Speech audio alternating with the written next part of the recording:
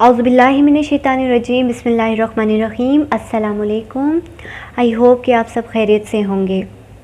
किसी भी चीज़ को समझने से पहले, किसी भी चीज़ को जानने से पहले हमें उसकी हिस्ट्री के बारे में जानना भी बहुत ज़रूरी होता है।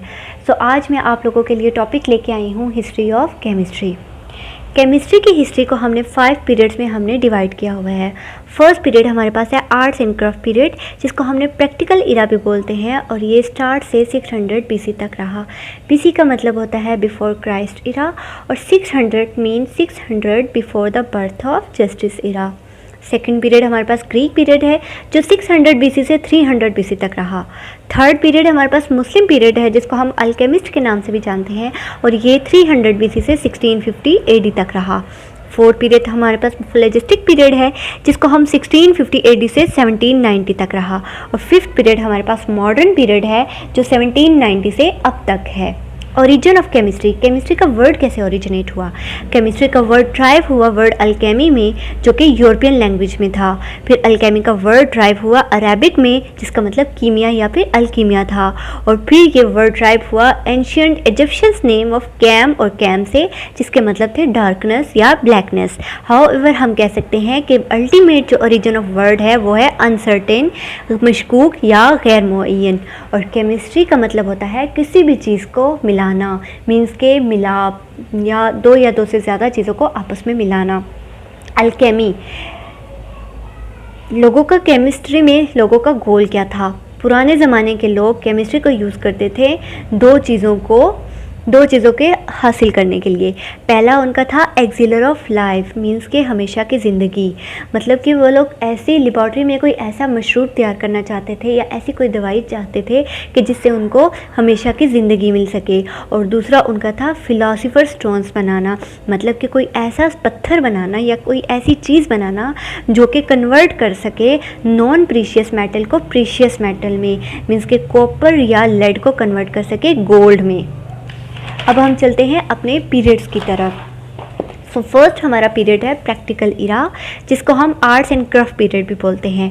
और ये पुराने ज़माने में लोग केमिस्ट्री को अपनी डेली लाइफ में यूज़ करते थे, जैसे कि वो पोट्री, बेकिंग वगैरह वो लोग करते थे। इसके अलावा वो प्लांट से मेडिसिन तैयार करते थे, मतलब कि उनके इर्द गिर्द जो भी प्लांट होते थे, जो भी पौधे होते थे, उनसे वो मेडिसिन बनाते थे। उनको ये पता होता था कि किस प्लांट से कौन सी बीमारी का इलाज है।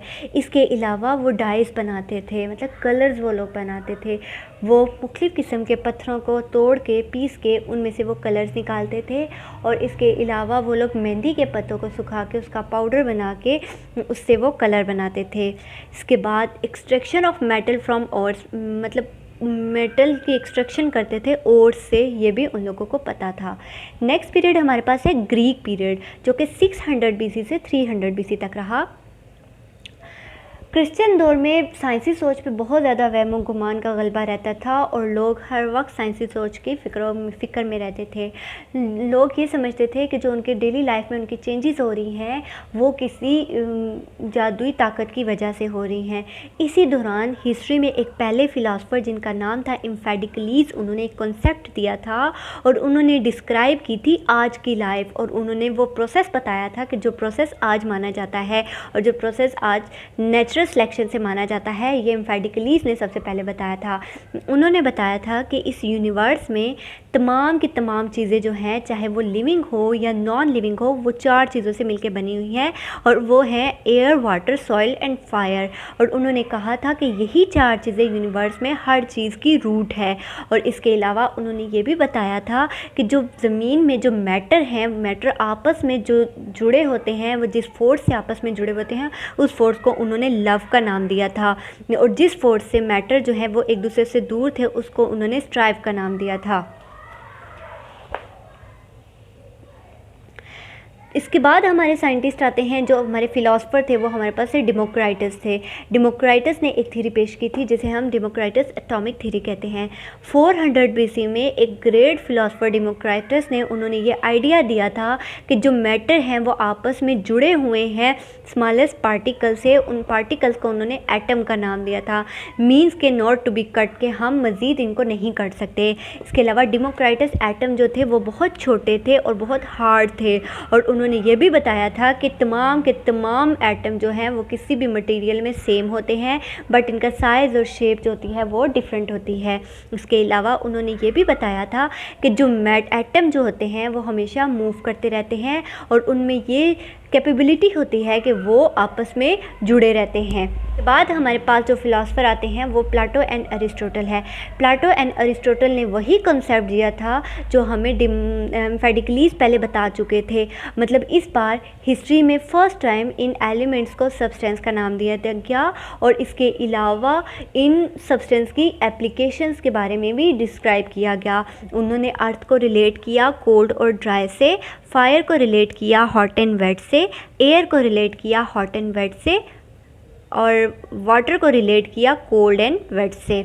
अरिस्टोटल ने एक फिफ्थ एलिमेंट भी ऐड किया जिसका उन्होंने नाम दिया था एथर का, और उन्होंने कहा था कि जो डिवाइन सब्सटेंसेस हैं, मींस के जो स्फीयर में जो सब्सटेंसेस हैं वो एथर से मिलके बने हुए हैं, मींस के स्टार्स एंड प्लैनेट्स वगैरह।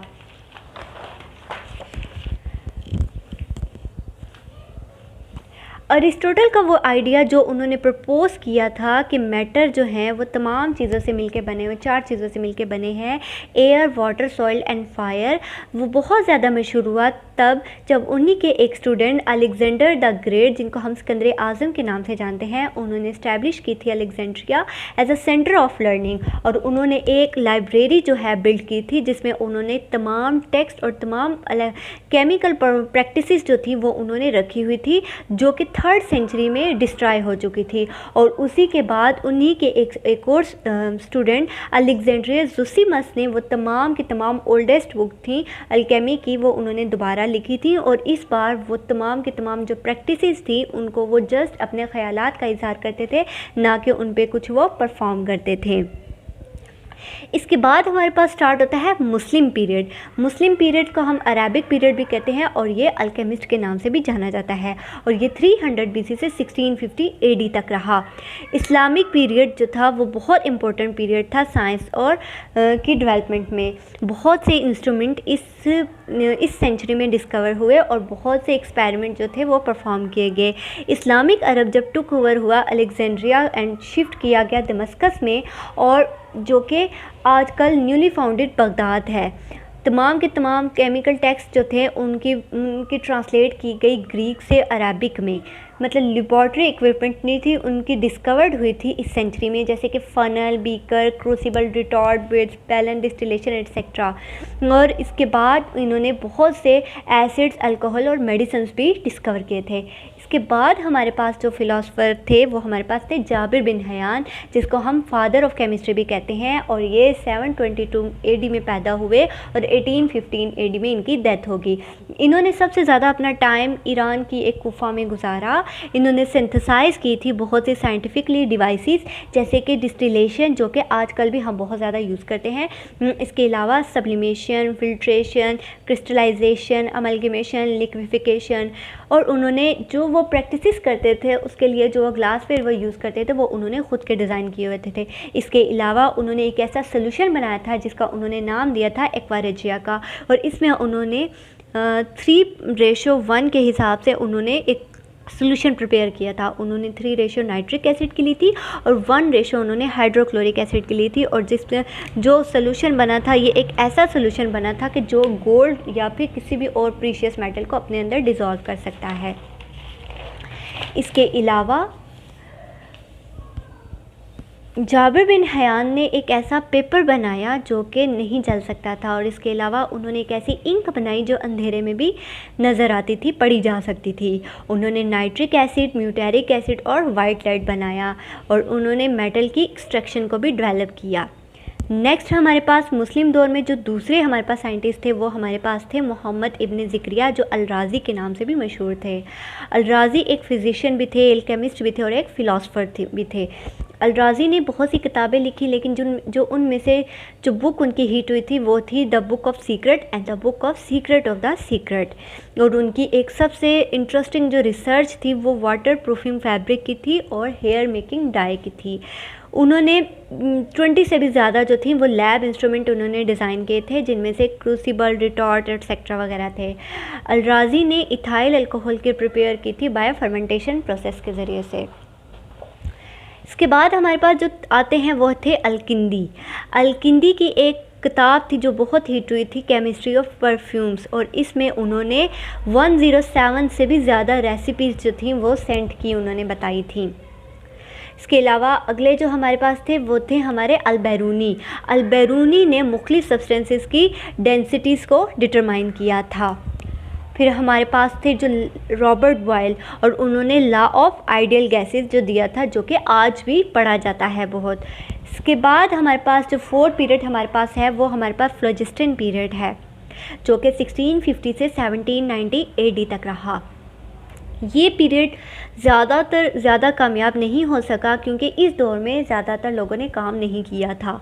पुराने ज़माने में इस सेंचुरी के जो लोग थे वो ये समझते थे कि जब भी हम कोई चीज़ जलाते हैं या कोई चीज़ जलती है तो उनमें से 3 चीज़ें निकलती हैं। फर्स्ट जो चीज़ एक राख होती है, सेकंड उसमें से जो धुआं निकलता है, और थर्ड जो चीज़ जल रही होती है उसको उन्होंने नाम दिया था फ्लोजिस्टन का। अब जो कि आजकल हम कहते हैं कि ऑक्सीडेशन का प्रोसेस होता है। इस सेंचुरी में लोगों ने इतना काम नहीं किया था, इस वजह से ये ज़्यादातर आजकल के दौर में नहीं पढ़ाई जाती।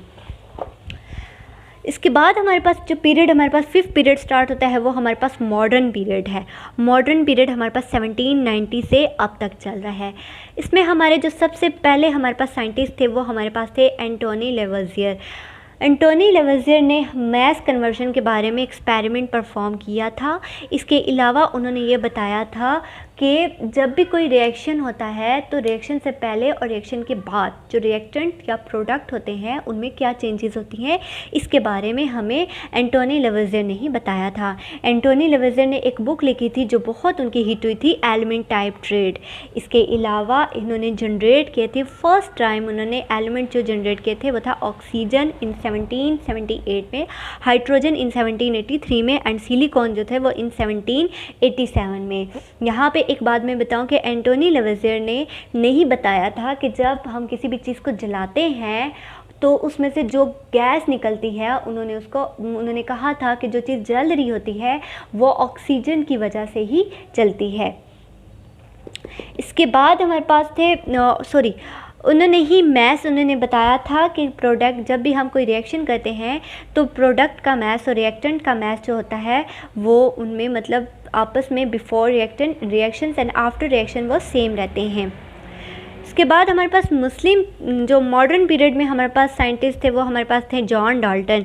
जॉन डाल्टन ने 1803 में जॉन डाल्टन ने पब्लिश की थी एटॉमिक थ्योरी, जिसमें उन्होंने बताया था कि मैटर जो है वो एटम से मिलके बने हुए हैं जो कि सेम होते हैं बट इंडिविजिबल होते हैं।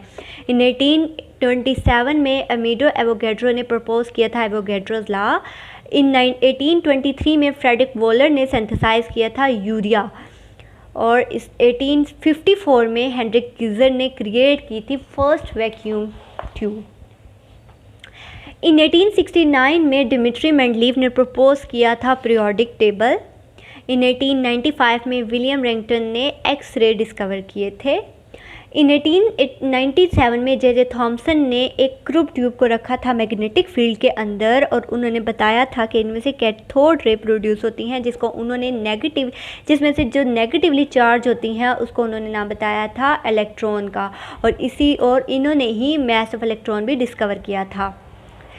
इसके बाद हमारे पास 1897 में मैरी क्यूरी ने यूरेनियम एंड थोरियम के बारे में बताया था पिच ब्लेंड के ज़रिए से। इन 1909 में रॉबर्ट मिलीकॉन ने डिस्कवर किया था चार्ज ऑफ इलेक्ट्रॉन। इन 1913 में नील बोहर ने गिफ्ट एटॉमिक मॉडल पेश किया था। इन 1911 में अर्नेस्ट रदरफोर्ड ने डिस्कवर किया था nucleus of atom by gold foil experiment के ज़रिए से, और उसके बाद उन्होंने रेडियो एक्टिविटी और टाइप्स ऑफ रेज भी बताई थी। और टाइप ऑफ रेज मीन्स के अल्फ़ा बीटा और गैमा रेज होती हैं। इसके बाद इन 1914 में हेनरी मोज़ले ने डिस्कवर किया था एटॉमिक थ्योरी। इन 1932 में जेम्स चैडविक ने डिस्कवर किया था न्यूट्रॉन।